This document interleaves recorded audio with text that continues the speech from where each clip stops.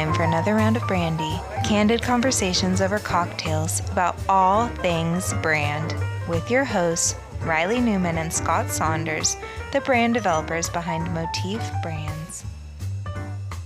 Welcome back to another round of brandy.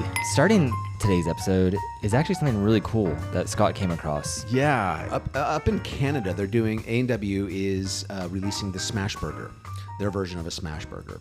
And Smash Burgers are big here, but I guess maybe in Canada they're not so much. So in order to do this, what they're doing is they actually bought some retail space that is really long and deep, but very, very narrow. It's in, I don't know what city it is. Yeah, it looks like almost like a hallway.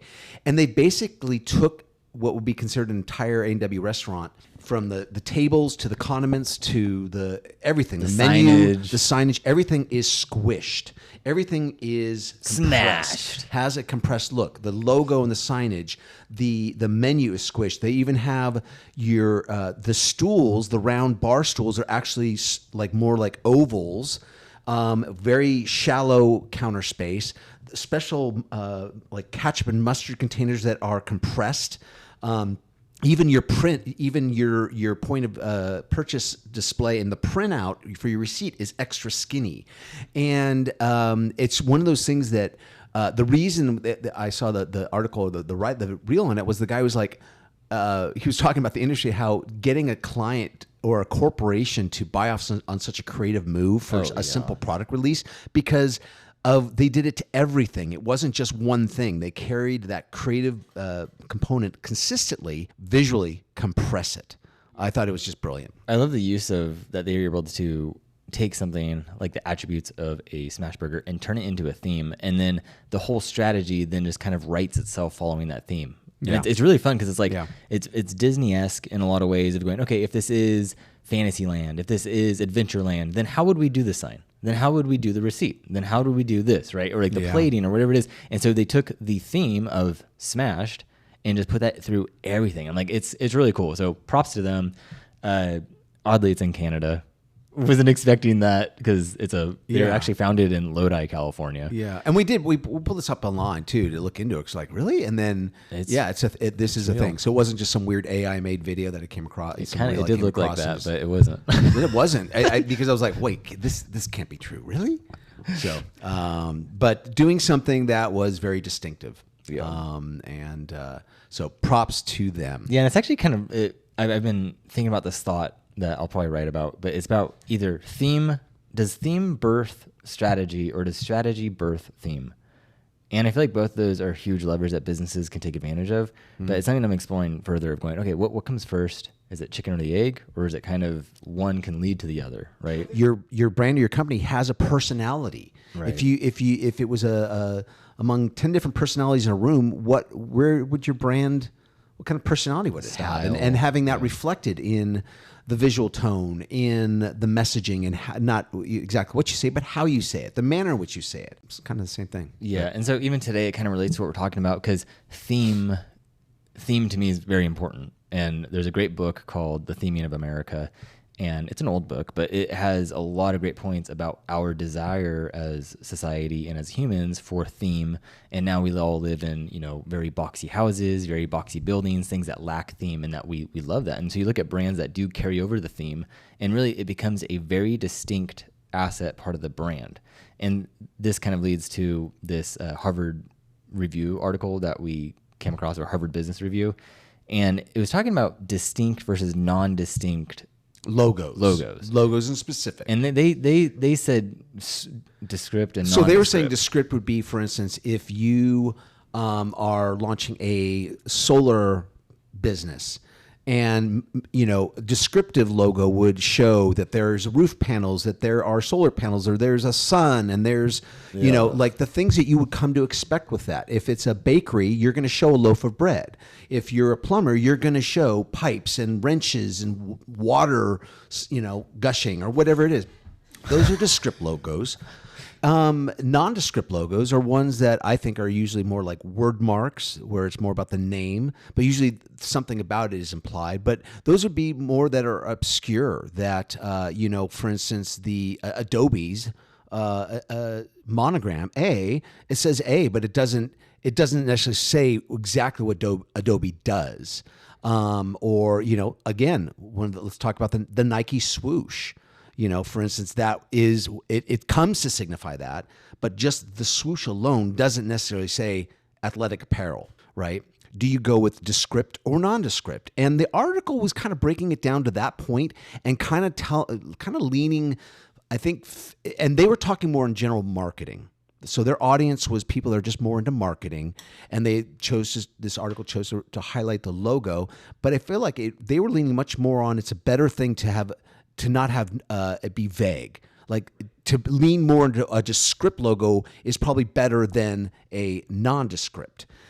And that's where we left it as far as, okay, this is a good article because we have a lot of difference of opinion on this. Yeah, and I feel like first off, I feel like their use of descript or nondescript is misleading. If you've listened to the podcast or have read the book, you know that we talk about things being abstract, right? And that's, to me, is like nondescript. If you just had a very nebulous looking logo, or even like Google, for example, it's a made-up word, and the word mark is based off this made-up word. There's nothing else for your brain to grab onto. You just have to, swallow the word and understand. Go, okay, it's just Google. That's what it is. When it relies on everything around the logo, then to support and position what that mark represents. Granted, for technology companies, some of them are like that because you're dealing with what is technology. It's kind of everything, right? You're not going to put a picture of a computer or a phone because that's going to limit you because the technology is always advancing. So, and then we talk about very distinct marks that are much more, it could be abstract or it could be more specific. Based on what they're pitching as far as descriptive or non-descriptive, right? Descriptive, their pitching is probably better in the end, from a marketing standpoint. It lets the audience know exactly what market space your business resides in and all these other things. But the problem is we always talk about a successful brand, like you just brought up, has to be distinctive. And that's where if every plumber in town has a logo with pipes and wrenches and water, because that's descriptive logos for whatever name they come up for their plumbing company, where's the distinctiveness? And so I think at the root of everything was strategy. Is that it depends on what you're trying to accomplish with your mark and your logo and your brand. It isn't so simple as descriptive is better than non-descriptive. It's more of whichever the case is, but as long as they are distinct. And the point of the article did have a main point of going, oh yes, descript logos are more effective, but it's because of the psychology behind it, where the brain's able to grapple onto something. Just like if I said, oh, a mermaid, right? That has nothing to do with coffee at all, but our brains are able to grapple with mermaid. And our brains are able to grapple with the word Starbucks because the brain actually breaks it up into star and bucks. And we go, oh, it's not that foreign of a word. I can break that up and somewhat understand, even though it is abstract of a word. Yeah. And here's an example the article brought up. Like, for instance, the Burger King logo and the McDonald's logo. The Burger King logo, basically the word Burger King and then over a top patty or a shape that represented a top bun and a bottom bun, and it looks like a hamburger.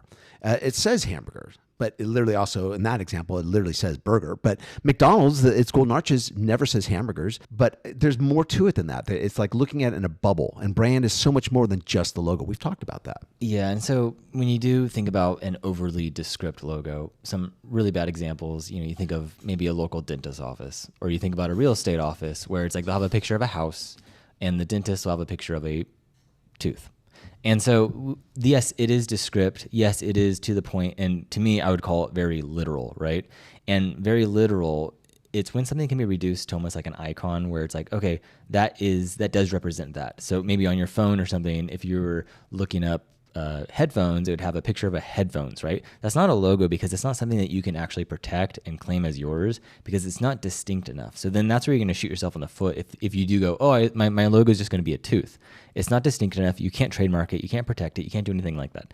So that's part of the issues with having too descript or too literal of a logo. You need to add back in a little more abstractness to it to make it more ownable. And this is kind of what Steve Jobs talks about too. If he would say, if it's too familiar, make it more surprising. If it's too surprising, make it more familiar. And this same kind of formula is what makes something not only unique and distinct, right? It actually makes it so that it can stick better. Because then we go, oh, yeah, it's that green logo with the mermaid, and it's circular and it's geometric and it's very mathematical, and then it's Starbucks. And we make that connection. And it's the same thing that when you do look at even content that's made, like with Stranger Things, for example, the creators specifically designed Stranger Things to be majority familiarity, and then it has a sliver of sci-fi that's interwoven through it, so that if it was any more sci-fi, you would have lost half the audience. And so the same thing, like with a brand, it's like you need to have something where I always say, like the brain needs to be able to have footing. It needs to be able to grab onto something and go, okay, I understand it's a mermaid. I understand it's an apple. I understand even the swoosh, the Nike swoosh. It's not a completely just foreign looking thing. Like it actually has, we see that it has almost like orbital or like almost like Saturn ring-esque. I've been thinking about bad dentist logos I've seen in my life with tooths emerging from a Nike swoosh. And it's like, oh and so my then it's gosh. like, if the brain is able to go, okay, I accept that first layer. Now the second layer is where you get to add a little more abstract and distinct and uniqueness in to make it special. And I think that's kind of just a good bedrock for something to be able to stick in the brain, because again, you're going back to the psychology of something, is that yes, distinction does work because the brain's able to go, oh, this is that.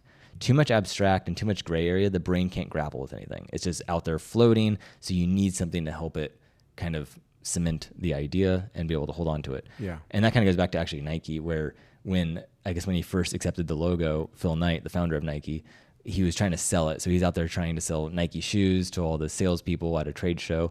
And they're like, what the heck's the logo? Like, what is that? And he's like, oh, it's a swoosh.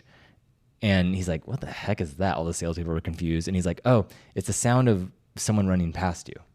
And then they were sold right there, because it encapsulated this winner mentality, the sports, the kind of striving, right? And so from that, then the kind of romanticism of Nike was birthed, where it was all about everyone's an athlete, we can do this, running, yada, yada, yada. But the fact of being able to be more distinct, whether that is through visual or even in messaging and the words you choose, of being able to nail down what something is. Yeah. And then, by the end of the day, then you have golden arches. Yeah, and again, there's things in between. It can be slightly descriptive. It doesn't have to be all or nothing. Yeah, and again, all that we're saying is that it's not a hard and fast rule for just like across the board. Because even you think about vehicle, like car brands, is that something like Mercedes, it's a very abstract looking logo. It's like literally a 3-point star. It looked actually a lot like what Plymouth had back in the day, where it had like, I think it was a 5-point star. It's kind of just like all the same. But in that industry, the product design, the design language of the vehicles speaks almost louder than the brand's identity, because it is The emblem on the hood or the, yeah. And so that's always something to consider too, is that it depends on the industry you're in, what you're selling. Your main, interface with the customer may be a product that they're holding or using or whatever it could be. And so that could be their main interaction with the brand. But there's also things to consider with that you can help leverage or bring more personality and, again, distinction to the brand. And using Apple as an example, Johnny Ive and Steve Jobs with the first Mac, they were working on it, and they put the recessed handle into the Mac so you could carry it, which was completely odd for the time, because it was like, who's going to carry around a computer? Why does it need a handle? And they specifically wanted to do that because it was distinct and odd, but also it created a place for people to feel more connected to computers, so that they did literally have a handle on it. They're able to interact with it, engage with it, and be more human with it.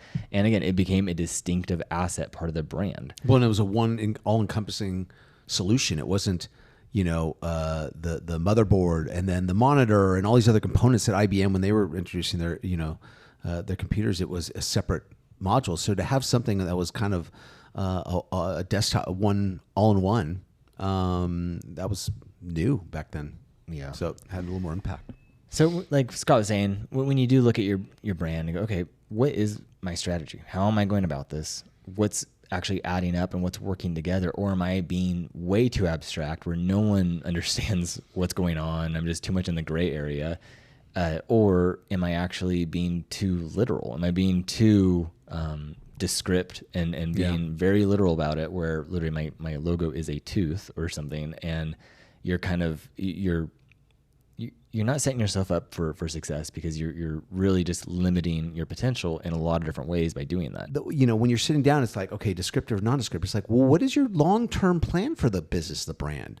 Do you want to plan for expansion and viability? So a non-descriptive one is going to allow the brand to be defined by whatever the brand is doing, right? For instance, that if Nike developed a line of protein shakes or protein powder, you're going to see that Nike swoosh on that brand product, and all that comes with it.